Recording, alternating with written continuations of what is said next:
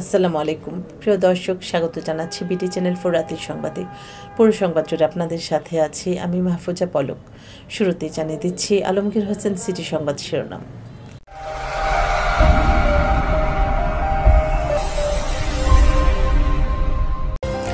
নিকলির আওয়ামী লীগ নেতা রাজধানী থেকে গ্রেফতার।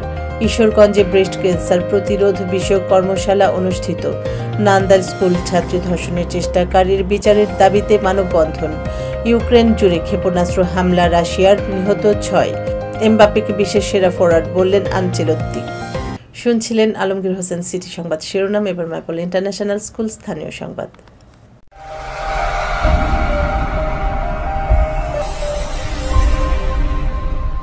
নিকলির আওয়ামী লীগ নেতা রাজধানী থেকে গ্রেফতার।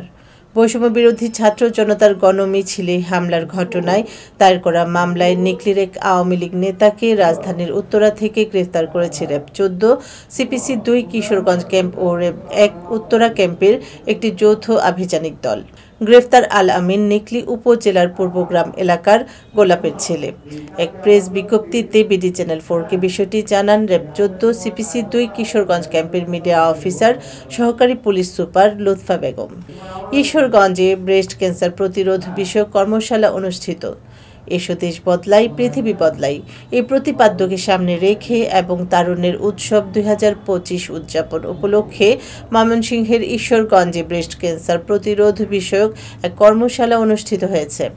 আজ সকালে ঈশ্বরগঞ্জ উপজেলা স্বাস্থ্য কমপ্লেক্সের আয়োজনে উপজেলা স্বাস্থ্য কমপ্লেক্সের হল রুমে এই কর্মশালা ও আলোচনা সভা অনুষ্ঠিত হয়।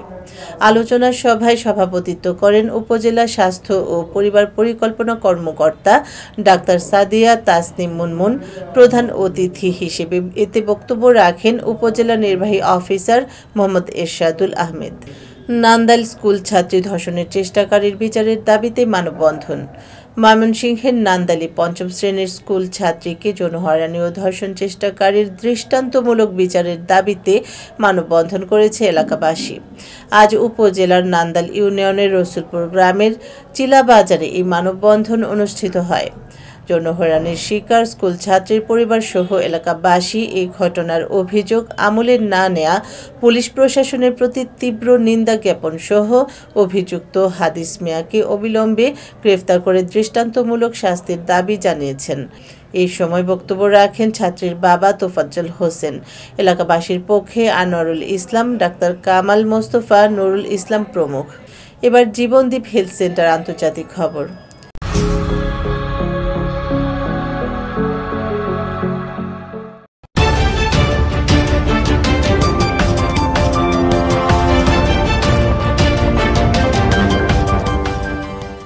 ইউক্রেন জুড়ে ক্ষেপণাস্ত্র হামলা, রাশিয়ার নিহত 6। ইউক্রেন জুড়ে ক্ষেপণাস্ত্র হামলা চালিয়েছে রাশিয়া। এই ঘটনায় অন্তত 6 জন নিহত হয়েছেন। এছাড়া অভিযান চালিয়ে আরও একটি গ্রাম নিজেদের দখলে নেয়ার দাবি করেছে রুশ প্রতিরক্ষা মন্ত্রণালয়। অন্যদিকে রাশিয়ার 43টি ড্রোন ভূপাতিত করার দাবি করেছে জেলেনস্কির সেনারা। রাশিয়া ইউক্রেন যুদ্ধ যেন থামার নয়, হামলা পাল্টা হামলায় এই উত্তেজনা কেবল বেড়েই চলেছে। স্থানীয় সময় গতকাল ইউক্রেনের আরও একটি গ্রাম নিজেদের দখলে নেয়ার দাবি করেছে রুশ বাহিনী। রাশিয়ার প্রতিরক্ষা মন্ত্রণালয়ের বরাতে এই তথ্য জানায় দেশটির সংবাদ সংস্থা ইন্টারফ্যাক্স। এর আগে ইউক্রেনের আরও 2টি বসতি দখলে নেয় রাশিয়া। এবার ঘরোয়া ডিজিটাল প্রিন্টার্স খেলার খবর।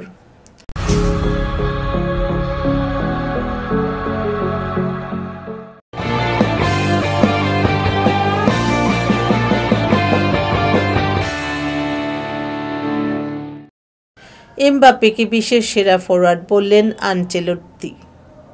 রিয়াল মাদ্রিদে যোগ দেওয়ার পর নামের সুবিচার করতে পারছিলেন না ফরাসি তারকা কিলিয়ান এমবাপ্পে, যার কারণে সমালোচনার মুখে পড়তে হয়েছে তাকে। সেই সময় এমবাপ্পের পক্ষে দাঁড়িয়েছিলেন Real Madrid coach Carlo Ancelotti. এখন দুর্দান্ত ফর্মে আছেন এমবাপ্পে, আর তার এমন পারফরম্যান্সের কারণে আনচেলত্তি মনে করেন এমবাপ্পে বিশেষ সেরা ফরওয়ার্ড। দর্শক, এ ছিল বিডি চ্যানেল 4 রাতের সংবাদ। সকলকে পরবর্তী সংবাদ দেখার আমন্ত্রণ জানিয়ে এখানে বিদায় নিচ্ছি। আপনারা ভালো থাকুন, সুস্থ থাকুন। নিত্য নতুন খবর পেতে বিডি চ্যানেল 4 এর ফেসবুক পেজ ও ইউটিউব চ্যানেলের সঙ্গে থাকুন। শুভরাত্রি। আল্লাহ হাফেজ।